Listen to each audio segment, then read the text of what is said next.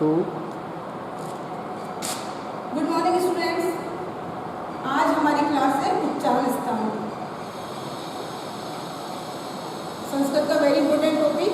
कोई सा भी क्वेश्चन हो आप, इसके 2 या 3 क्वेश्चन आपको जरूर मिलेंगे। तो सबसे पहले तो हम जानते हैं कि उच्चारण स्थान होते क्या हैं। उच्चारण स्थान होते हैं जो हमारे मुंह के आंतरिक भाग होते हैं, उनमें जहाँ से हम वर्णों को स्वरों को बोलते हैं वो उच्चारण स्थान कहलाते हैं। संस्कृत में इनको पढ़ने के लिए हमें सूत्रों की सहायता लेनी पड़ती है। इनके कुछ सूत्र चलते हैं, तो 11 सूत्रों से हम इनको पढ़ते हैं। तो नंबर 1,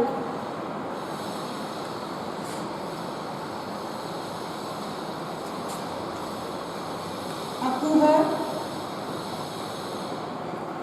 विसर्ज नियानाम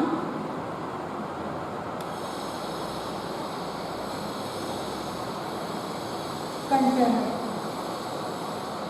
पहला। ठीक है। नंबर 2, पहले मैं नाम लिखूंगी, इनके साथ ही बार बताती जाऊंगी आपको पूरे 11 के 11। नंबर 2, इचु यशानाम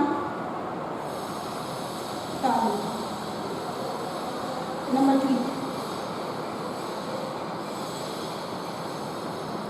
ऋतु रसानाम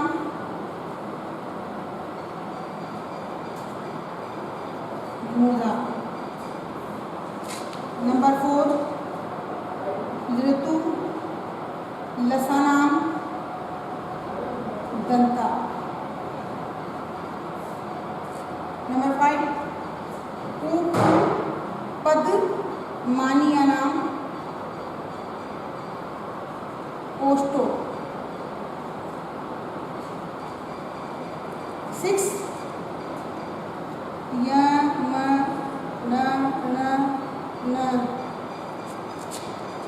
यमनाम नासिका च। नंबर 7, ए आई दतो कंठ तालु। नंबर 8, ओ औ दतो कंठोष्टम।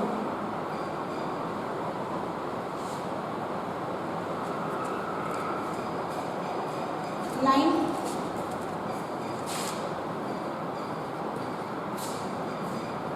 वकारस्य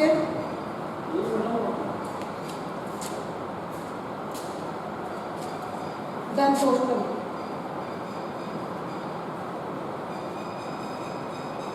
नंबर 10, जीवा मूल्यस्य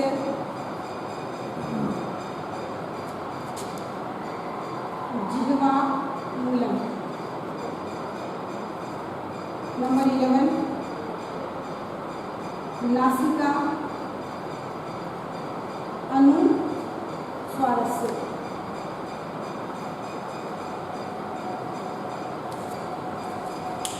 यस, ये हमारे 11 उच्चारण स्थान है। इनको हमारे मुंह के अंदर के भाग से बोला जाता है। सबसे पहला कंठ, सबसे पहला हमारा कंठ। कंठ को कंठ भी बोलते हैं। कंठ, जिन वर्णों का उच्चारण स्थान कंठ होता है उन्हें कंठ वर्ण भी कहा जाता है, और कंठ भी कंठ का उच्चारण स्थान कहलाता है। अब कौन कौन से वर्ण हम कंठ से बोलेंगे? देखिए, यहाँ लिखा हुआ है यहाँ कु का मतलब है क वर्ग। कु का मतलब पूरा क वर्ग। जहाँ भी आपको ऐसे मिले कु, चु, टू, तू और कु, इसका मतलब ये अपने पांचों वर्णों का बोध कराएगा। जहाँ भी आपको प्रथम वर्ण के साथ कु की मात्रा मिलती है तो इसका मतलब है 5 वर्णों का बोध कराएगा। तो क किसका बोध कराएगा? 5 का। क का मतलब क, ख, ग, घ, य। तो अ, क वर्ग है और विसर्ग। तो हम कंठ से क्या क्या बोलेंगे? अ, फिर क वर्ग, अ, क वर्ग। क वर्ग में कौन कौन आ जाएंगे आपके? क, ख, ग, घ और यू। उसके बाद ह तथा विसर्ग, है तथा विसर्ग।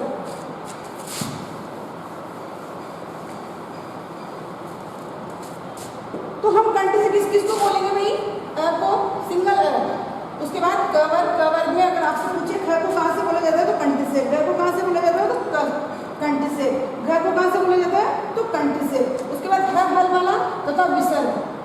इसका उच्चारण स्थान कंठ होता है। नंबर 2 आपका दूसरा सूत्र था इचु ऐशानाम तालु। तालु तालु को हम तालव्य के नाम से भी जानते हैं। तालव्य जिन वर्णों का उच्चारण स्थान तालु होता है उन्हें तालव्य वर्ण भी कहते हैं। इसी तरह जिन वर्णों का उच्चारण स्थान कंठ होता है उन्हें कंठ्य वर्ण भी कहते हैं।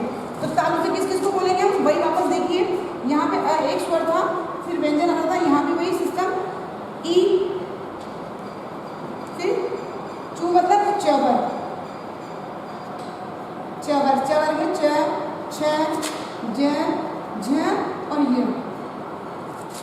इन पांचों को, ई को, चवर को, फिर य और श, य, फिर शलगम वाला श, इनका उच्चारण स्थान क्या है, तालु।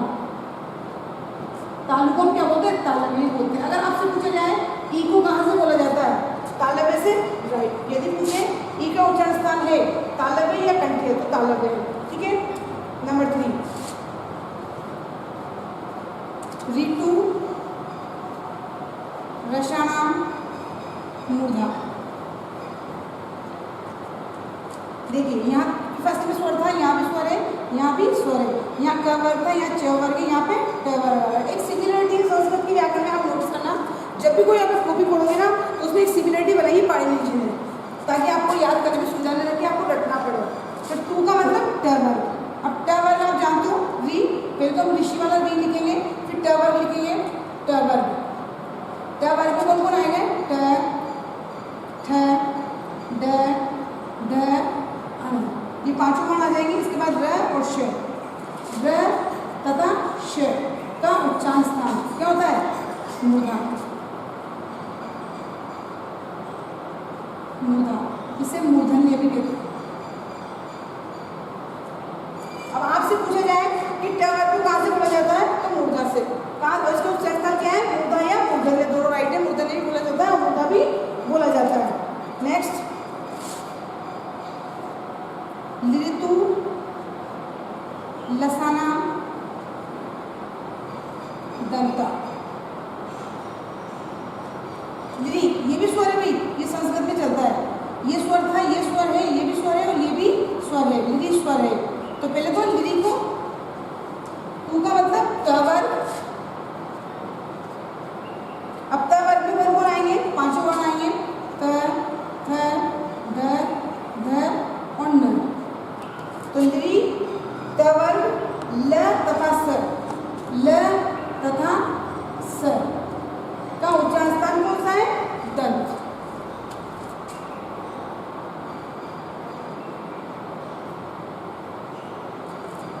अब आपसे पूछे दांत से किसको बोला जाता है, तो लिरी, फिर त वर्ग, ल तथा स।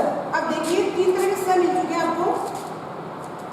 आपको एक स तो मिला यहाँ पे शलगम वाला, एक षटकोण वाला और एक स्लेट वाला। तो आपसे पूछे शलगम वाले को कहाँ से बोला जाता है, तालव्य। जब भी तो कहा जाता है कि श का उच्चारण तालव्य, तालव्य स कौन सा है, शलगम वाला, मूर्धन्य श कौन सा है, षटकोण वाला, और दंती स कौन सा है, स्लेट वाला। ठीक है, यहाँ तक समझ में आया। अब नंबर 5 वाला, इनको इरेज कर देती हूँ मैं।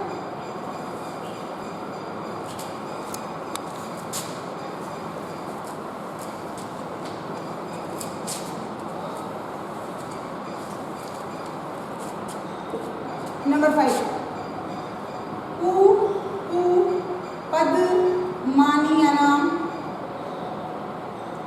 ओष्ठो।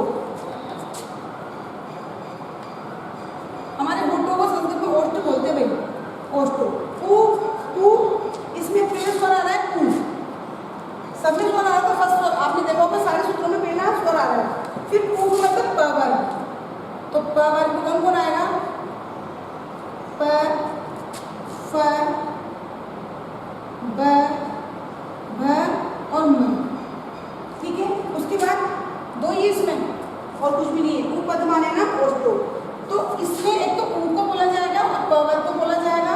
इसके लिए एक स्पेशल और चीज है कि यदि प और फ के पहले ये अर्ध विसर्ग लग रहा हो, प और फ के पहले ये अर्ध विसर्ग लग रहा हो, तो इन्हें बोला जाता है उपदमानीय। उपदमानीय वर्ण कौन से बोले जाते हैं, उपधमानी वर्ण। यदि प और फ के पहले अर्ध विसर्ग लग रहा हो तो उसे उपधमानी वर्ण बोला जाता है। ठीक है, तो आपको ओष्ठ से किस किस को बोला जाता है? उ को और प वर्ग को। और ये पूछा जाए, आप डायरेक्ट पूछा जाए कि ये क्या है, तो ये उपधमानी वर्ण, ये एग्जाम में पूछे जाते हैं। उपधमानी जीवनमौली दो वर्ण है, ये पूछे जाते हैं। नेक्स्ट 6 अब आता है आपका य म ड न म नासिका च। ये वेरी इंपॉर्टेंट है, इसमें से बहुत ज़्यादा क्वेश्चन पूछा जाता है। देखिए, हम सब जानते हैं कि हमारा जो पंचम वर्ण है उसको उच्चारण स्थल नासिका होता है, लेकिन ये अपने अपने वर्गों का भी तो बोध कराएंगे ना भाई। 5 में तो है, लेकिन किसी वर्ग में तो आ रहा है ना, सब किसी वर्ग में आ रहे हैं। तो यहाँ जो च दिया हुआ है, इस च का प्रयोजन अपने अपने वर्गों को बताने के लिए। च का मतलब होता है और। अभी और कहना है, इसका मतलब इसमें कोई और बात छिपी नहीं, ये तो साफ दिख रहा है कि ये पांचों वर्ण नासिका से बोले जाएंगे। तो नासिका से कौन कौन बोले जाते हैं?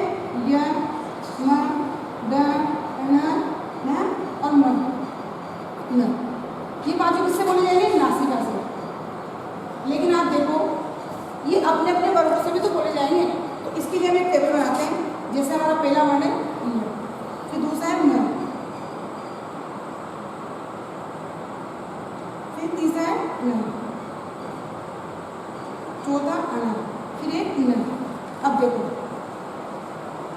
इनको सबको नासिका से तो बोलेंगे क्योंकि पंचम वर्ण है। अब पंचम वर्ण को नासिका से बोला जाता है, तो सब में नासिका तो आएगा।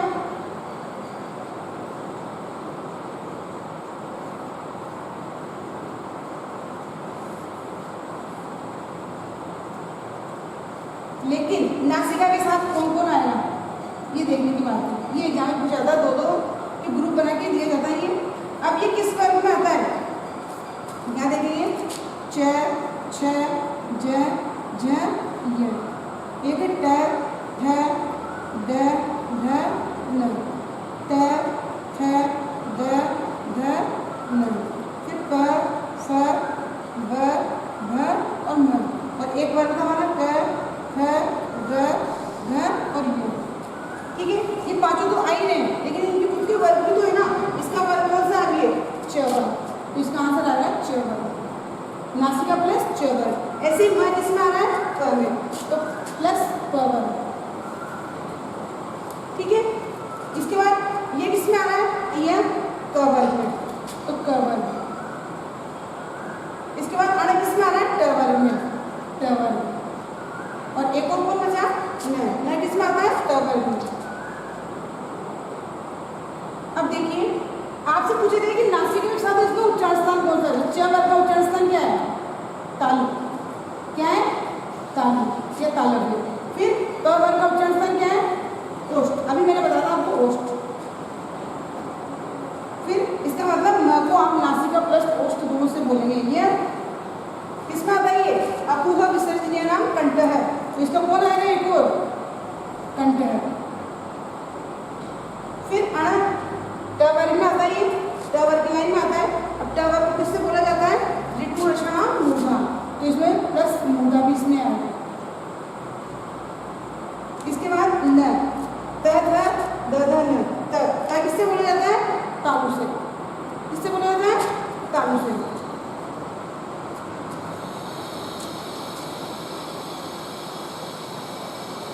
इसे नोट करेंगे आप।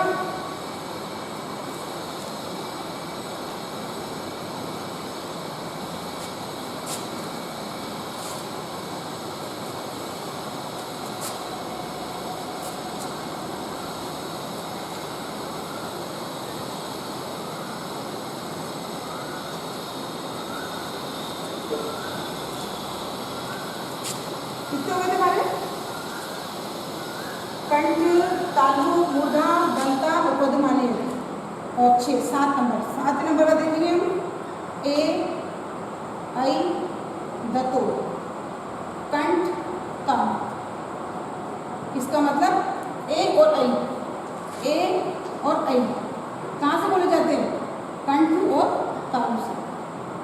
सिंपल, यही पे दिख रहा है। ए ऐ को कंठ और तालु से बोलते हैं। नंबर 1 ओ, औ, तो, और औ तो कंठोष्ठ।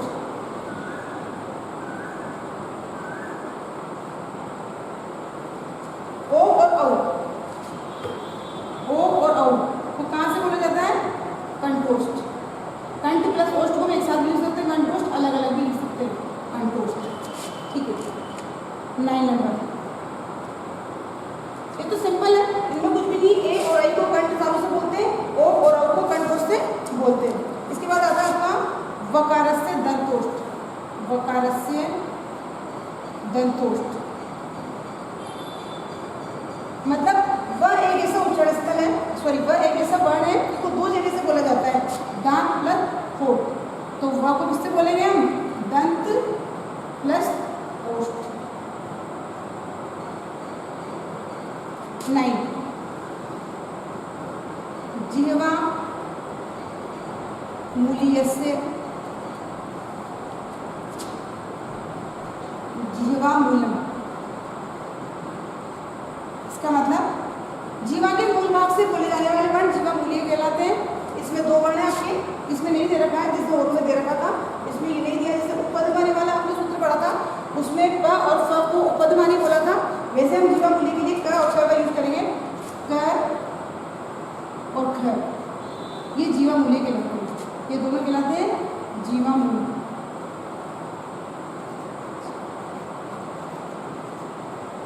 इन दोनों को जीवा मूली कहते हैं। यदि क और ख के आगे अर्ध विसर्ग बना हुआ मिलता है तो ये जीवा मूली कहलाता है। ये एग्जाम में बहुत ज़्यादा पूछा जाता है। उपपदमानी है और जीवा मूली वर्ण कौन से होते हैं, तो उन दोनों को उसके लिए सिर्फ क और फ का यूज होता है, इसके लिए क और ख का। इनके लिए स्पेशल यही वर्ण है, यही आपको मिलेंगे, कोई से भी आप पेपर दे सकते हैं, तो ये जीवा मूली कहलाते हैं। ठीक है, अब आपका बचा लास्ट नासिका अनुस्वार से। ये समझ लेते हैं इसको, नासिका अनुस्वार से। तो अनुस्वार का चिन्ह ये होता है अनुस्वार। अब अनुस्वार का उच्चारण स्थान क्या होता है? नासिका। तो अनुस्वार का उच्चारण स्थल नासिका होता है।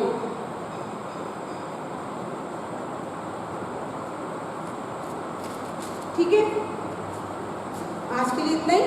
नेक्स्ट क्लास में चर्चा करेंगे।